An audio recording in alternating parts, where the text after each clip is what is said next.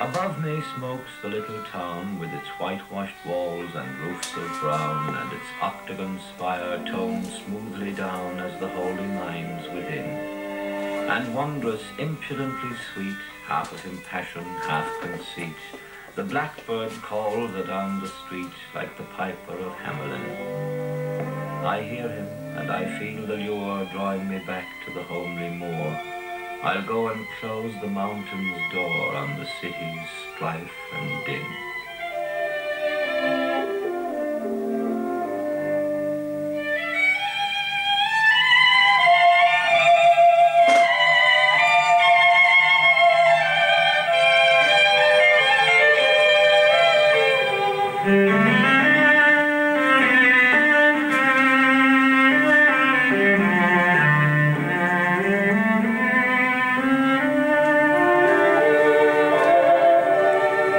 Battle of Ypres here in Belgium began early on a Tuesday morning, the 31st of July, 1917. One of the casualties of that day was the poet Francis Ledwidge, a lance corporal in the 1st Battalion, the Royal Inniskilling Fusiliers. His death was almost accidental. His battalion and the 29th Division to which it belonged were in reserve, just behind the front line to the north of the town of Ypres. Lance Corporal Ledwidge and a dozen or so other men were on a fatigue party. A stray shell fell among them, and Francis Ledwidge and 6 of the men with him were killed instantly. It was a strange and irrational death for an Irish poet whose last poems were written in a passion of sorrow for the men of the Easter Rising. What was it that brought him to this Belgian town, to die in what Irish patriots were calling England's war? Not love of England, certainly not that, nor hatred of Germany, and above all things not love of war. He was a poet of green fields and hedges, of birds singing, not of this. But then, in 1914, when it began, who knew what it would become? By the time he died, a month short of his 30th birthday, Francis Ledwidge had had 3 bitter years of learning about war. And here is another contradiction in his life. Nothing, not a line, not a word in all the poems that he wrote during those years reflects anything of war. Out of the most cruel battles that men have ever fought, he wrote of the countryside of County Meath, of summer and gentleness, and the wind blowing like cat's paws across a field of corn.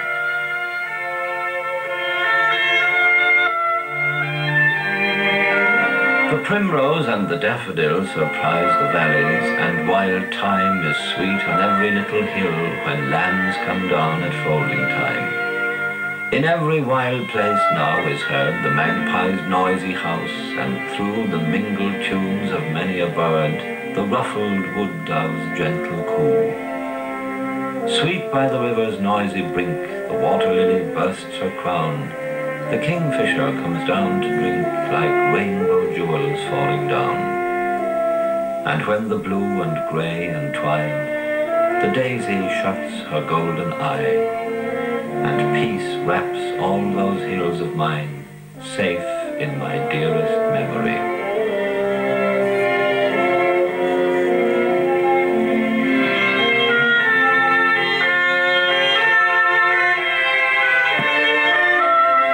The wellspring of all his poetry, the grey, quiet village of Slane in County Meath, where he was born in this cottage in August 1887, the 7th child of a farm labourer and a servant girl. His father died when he was 3 years old, and mere poverty became bitter hardship. And yet, in this bleak schoolhouse, he learned to love poetry, learned the magic of words, of writing. And while he was still a child, he began putting together the 2 things that he knew: rich words out of books, and the small, infinitely humble things out of the fields that were his whole material world, and making up stories to tell his mother, and tell as he grew older. The stories became poems.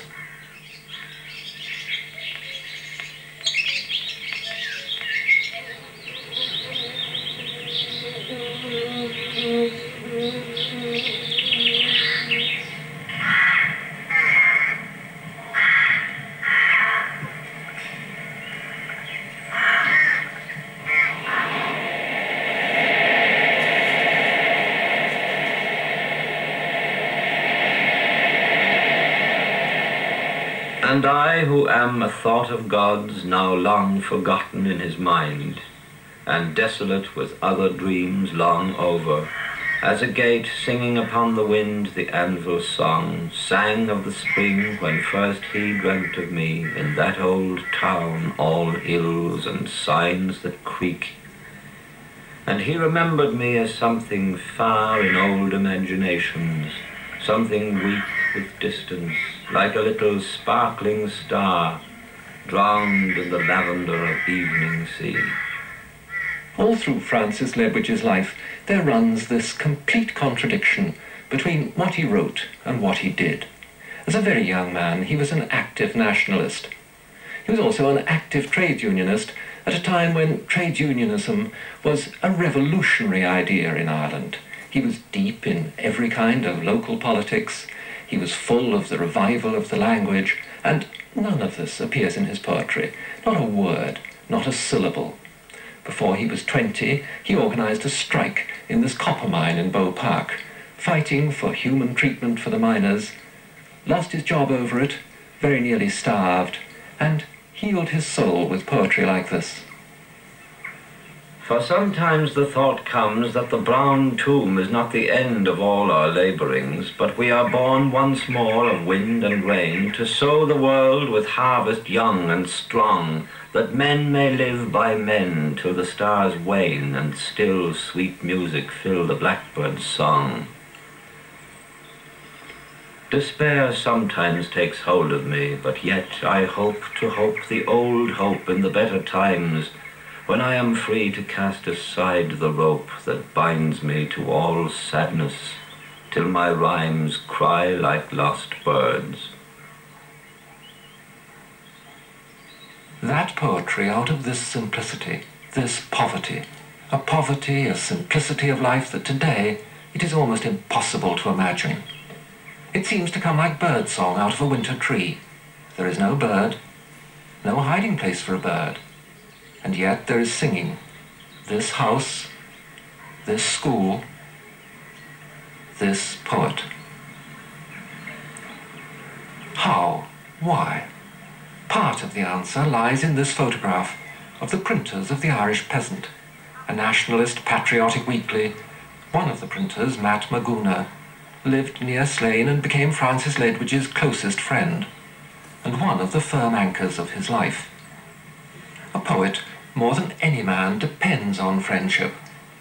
He may live without bread, but he cannot live very long without some kind of encouragement, someone who will listen or talk of strange and wonderful things. Matt Maguna had all these qualities. He lived in a house that still seems built for poetry and deep reflective talk.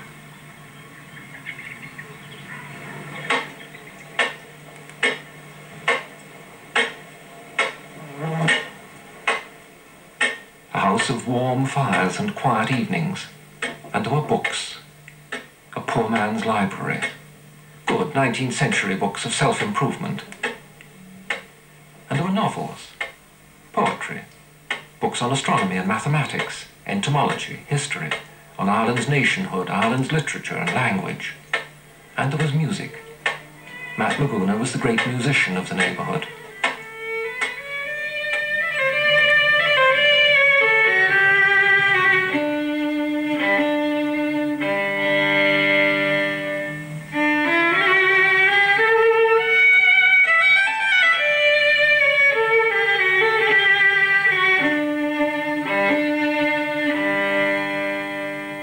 Here was the country forge of Francis Ledwidge's poetry. To be able to talk to a man who cared for the things of the mind. On a summer day, they'd sit for hours under the cherry trees, trying words and lines of poetry like ripe fruit. Ledwidge would carry this orchard in his soul until he died. Loop this red rose in that hazel ring that snares your little ear, for June is short, and we must joy in it and dance and sing, and from her bounty draw her rosy worth. Aye, soon the swallows will be flying south, the wind wheel north to gather in the snow. Even the roses spilt on youth's red mouth will soon blow down the road all roses go.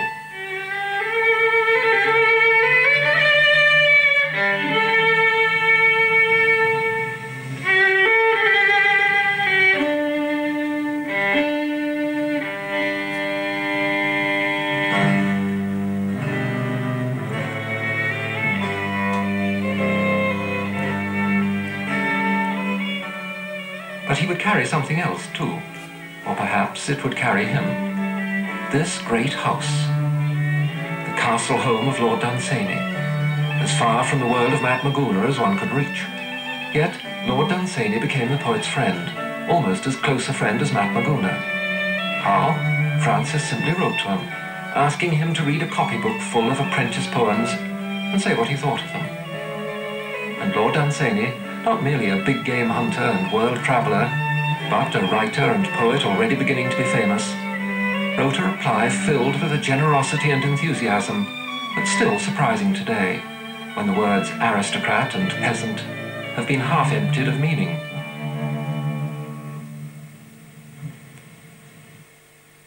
I was astonished by the brilliance of that eye that had looked at the fields of Meath and seen there all the simple birds and flowers with a vividness that made those pages like a magnifying glass, through which one looked at familiar things seen thus for the first time.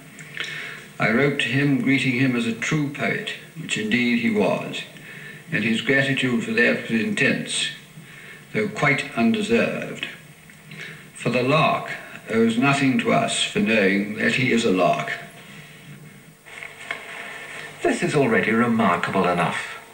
But that first approach, that parcel of amateur poems, resulted in more than patronage, which any rich man can give if he wants to. It also resulted in a genuine friendship, so that Francis Ledwidge became as much at home and as much at ease in Lord Dunsany's study as he ever was in Matty Maguna's kitchen. And they must have talked about very much the same things. When Francis had a new poem, he brought it here, and he and Lord Dunsany would talk about it all night long. Francis Ledwidge's old creaking bicycle became as familiar up this drive as the Lord's own new motor car, or the Dowager Lady Dunsany's pony and trap.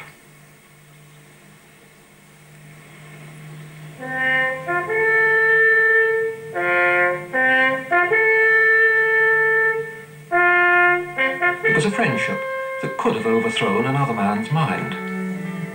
Like coming out of a dark cave and seeing the sun for the first time. Books beyond a lifetime's reading. The opening of a new, sophisticated world. But Francis Ledwidge kept his balance. And on his side, Lord Dunsany was also wise. He never tried to teach, to influence.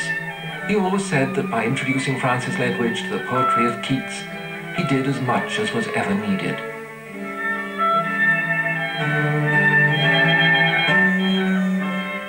But he also introduced him to living writers, to George Moore, Joseph Plunkett,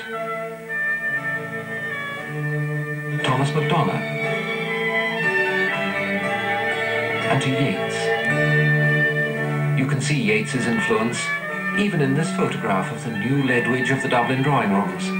Lord Dunsany had recommended him to London editors, who gave a shilling a line for verse to Mr. Yeats or Mr. Ledwidge, until he could half believe that this new world was really accepting him, that one day soon it would be his.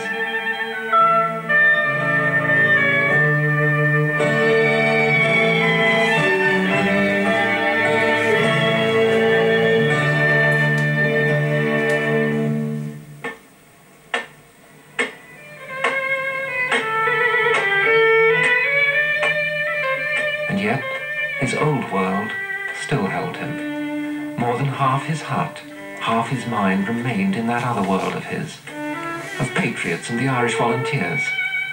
But the time was coming when he would have to choose. It was August 1914. Lord Dunsany joined the army immediately.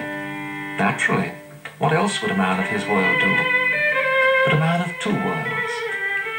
The volunteers themselves divided, half for Ireland, half for Kitchener.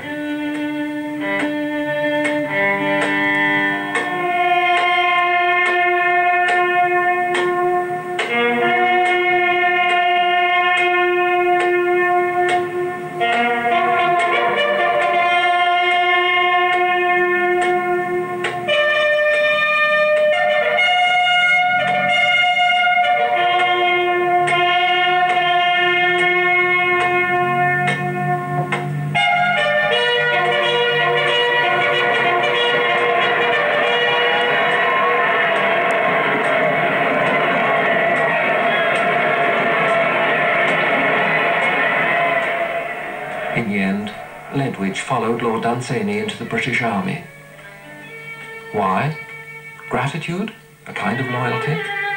Dunsany never urged him to follow, that at least is certain.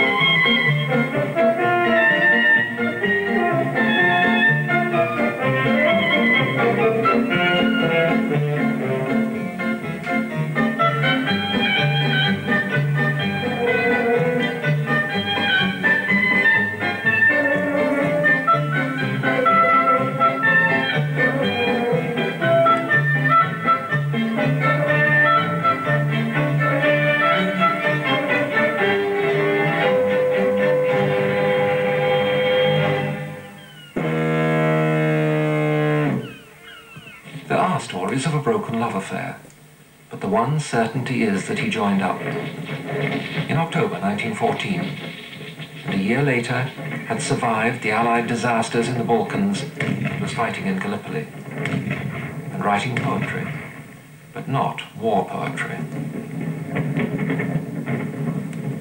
The sheep are coming home in Greece, hark the bells on every hill, flock by flock and fleece by fleece, wandering wide a little piece through the evening red and still, stopping where the pathways cease, cropping with a hurried will. Through the cotton bushes low, merry boys with shouldered crooks close them in a single row, shout among them as they go, with one bell ring o'er the brooks. Such delight you never know, reading it from gilded books. And yet he was a good soldier, promoted to corporal. Only the books that he always carried said, "Here is a strange kind of corporal." Even officers were not much given to reading books, much less writing them. A wound brought him to hospital in Egypt, and then to convalescence in England and leave with one of his brothers in Manchester. And in spite of the dark, wartime streets, Ireland must suddenly have been very close.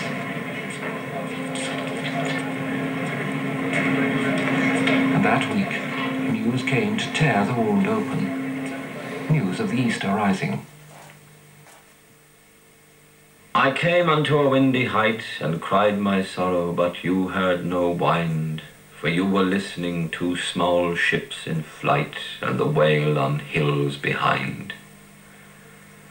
And then I left you, wandering the war, armed with will from distant goal to goal, to find you at the last, free as of yore, or die to save your soul. And then you called to us from far and near, to bring your crown from out the deeps of time. It is my grief your voice I couldn't hear in such a distant clime.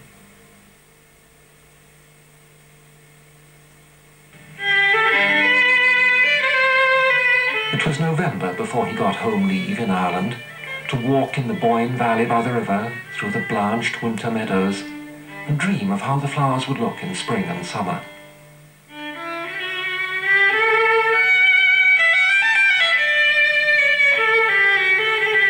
To walk up the village street and be a hero to the children. To greet the neighbours, show his uniform. And all of this for the last time. And all of it with the bitter thought of the Easter rising like a shadow in the background. But in the foreground, there was only sunlight, lying like poet's gold on the village street, on the soft hills. And he seems to have spent those days like a man gathering all his treasures for a long journey. How the fields looked, and the grey, familiar houses, his own garden, his own familiar window, and the neighbours eager to hear about the war, while his mind ached for peace. When he could, he went over to see Mac Maguna. Here at last he could talk heart to mind, know that he was understood.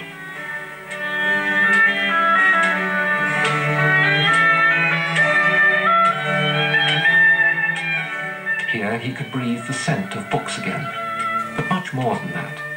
He could remember the long evenings and the deep talk, and all the clock had ever said to them was, "Time enough.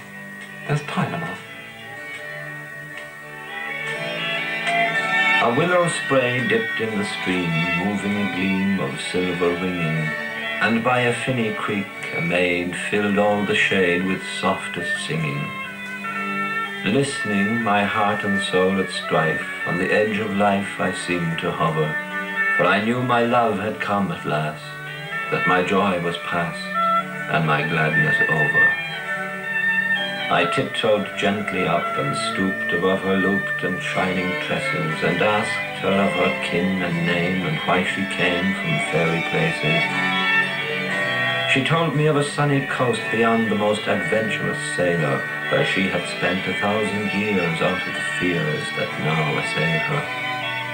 Nor autumn with her brown line marks the time of larks, the length of roses, but song-time there is over never, nor flower-time ever, ever closes. And when the thin moon lowly sinks through cloudy chinks, a silver glory lingers upon the left of night, till dawn delights the meadows hoary. The squirrel leaves her dusty house, and in the boughs makes fearless gambol, and falling down in fire drops red, the fruit is shed from every bramble. But at the sighing of the leaves, when all earth grieves for light's departing, an ancient and a sad desire steals in to tire the human-hearted.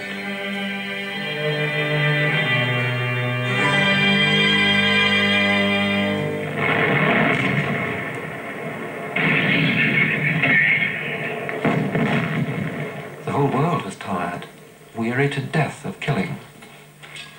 But it still continued. The trenches drew in men like the mouths of butchers' mincers, and ground out their corpses by the million.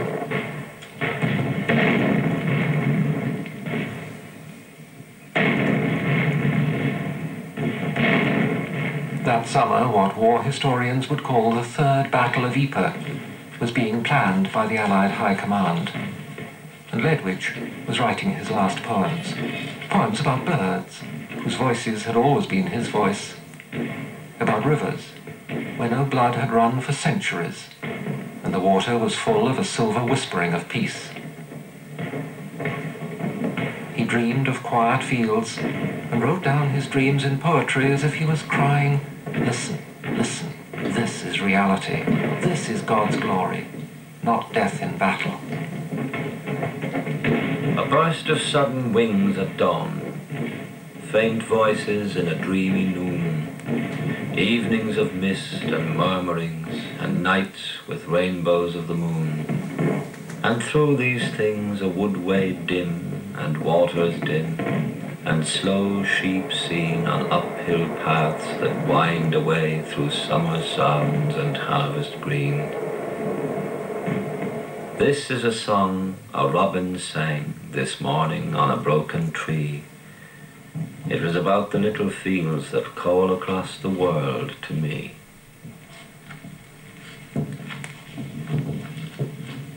The true mocking ugliness of this contrast between a poet's vision of home and the war that the politicians had created and could not bring to any kind of end, the true mockery was that all the politicians, all the leaders were on the poet's side. They all believed in peace. If they had known about it, they would have been sorry for his death, as they were sorry for the buildings that the guns destroyed. Even the generals regretted them. But what can one do? One has to save them from the enemy.